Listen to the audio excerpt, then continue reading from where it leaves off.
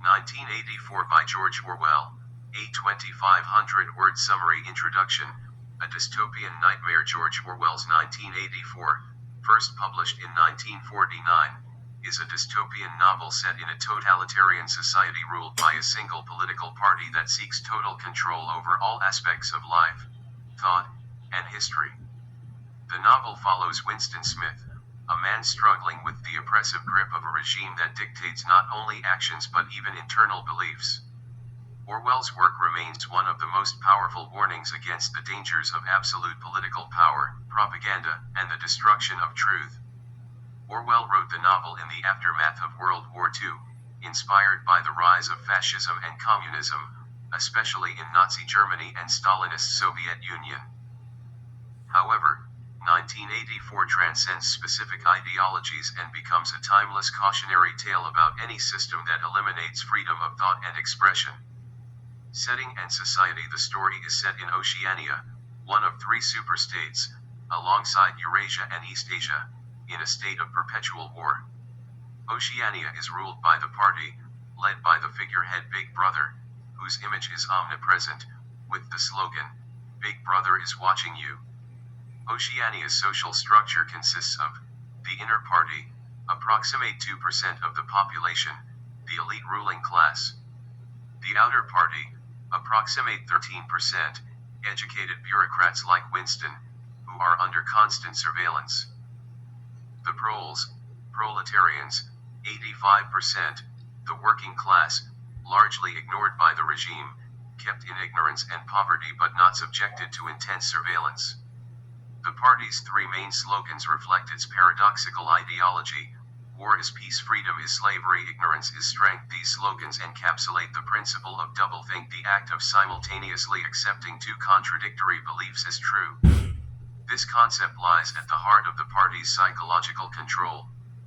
Part 1. The life of Winston Smith. Winston's rebellion begins. Winston Smith, a 39-year-old outer party member, works at the Ministry of Truth, where he rewrites historical records to align with the party's changing narratives.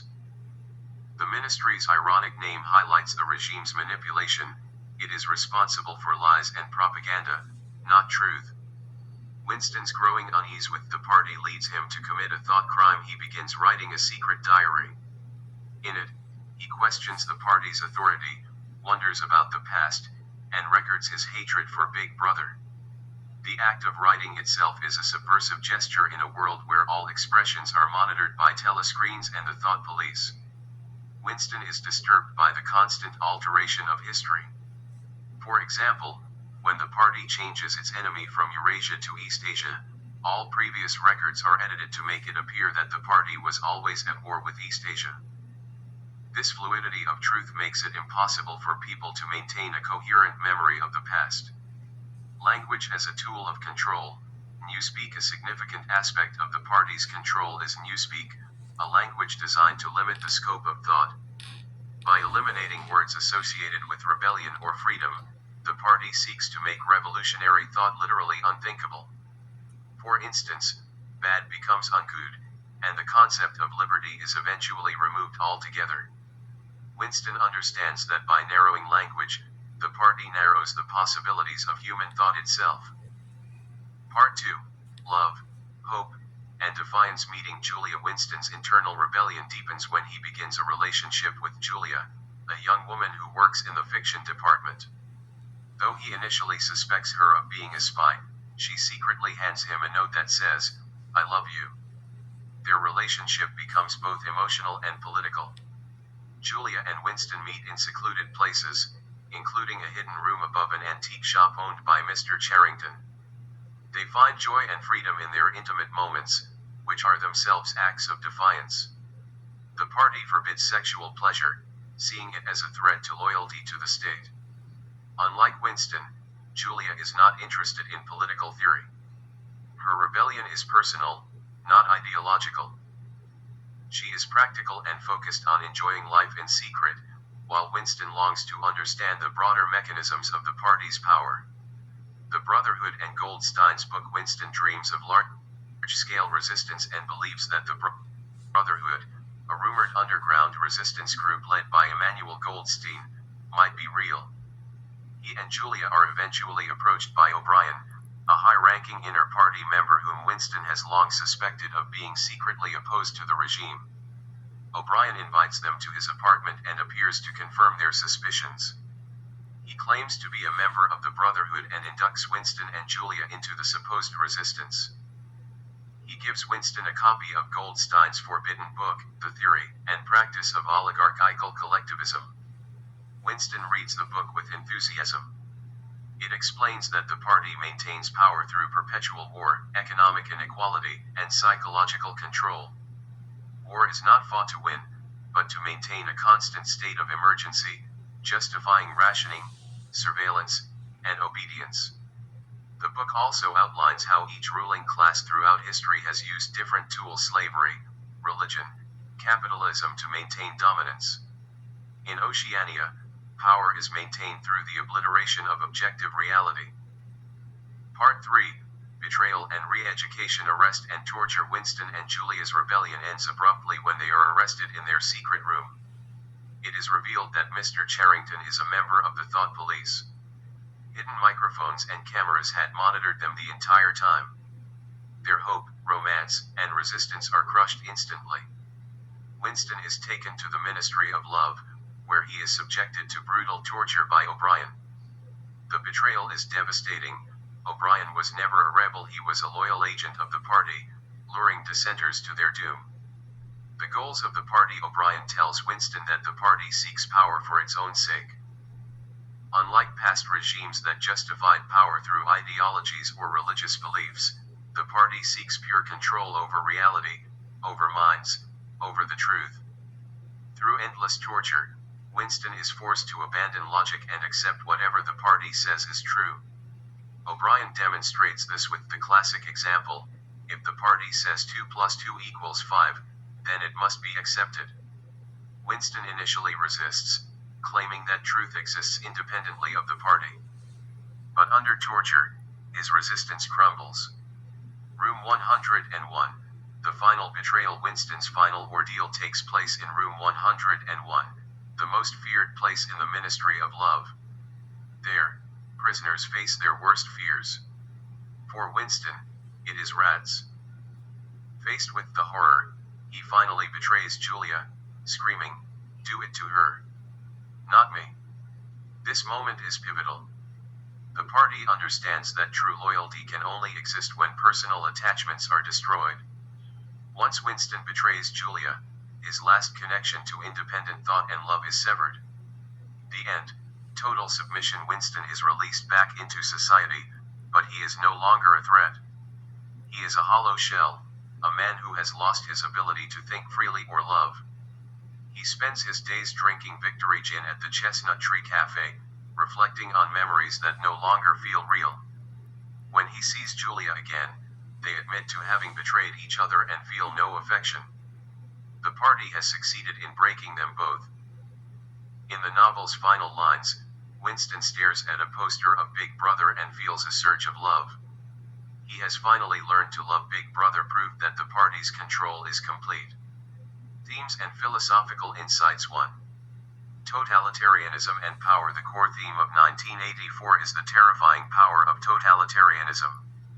Orwell imagines a regime that doesn't just control actions but rewrites reality itself. The party doesn't just demand obedience, it demands belief. By shaping minds, it eradicates any possibility of resistance.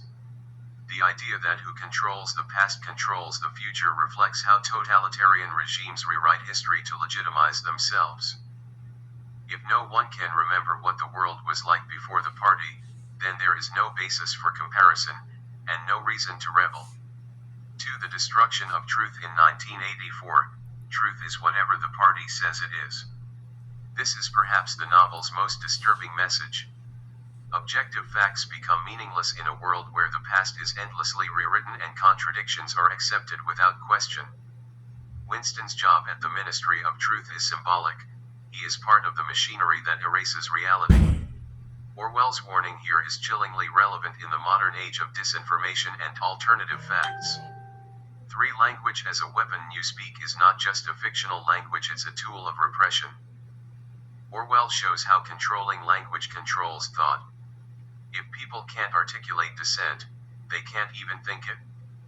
This linguistic manipulation represents an extreme form of censorship, where the very ability to express forbidden ideas is eliminated.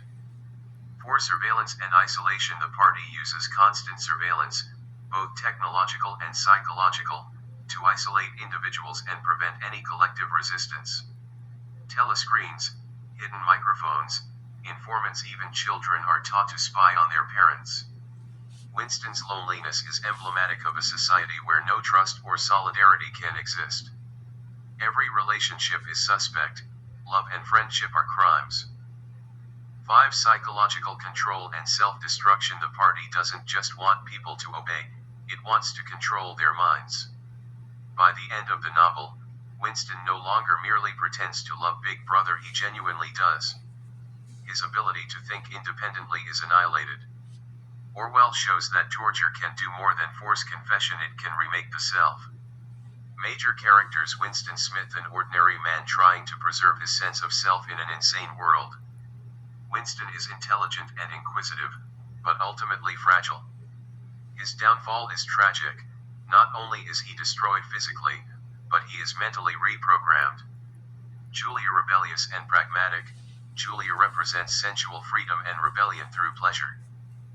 While not deeply political, she defies the party by living for herself. Her betrayal of Winston under torture demonstrates the party's ability to break even the strongest bonds. O'Brien is the novel's most terrifying character, calm, intellectual, and completely devoted to the party.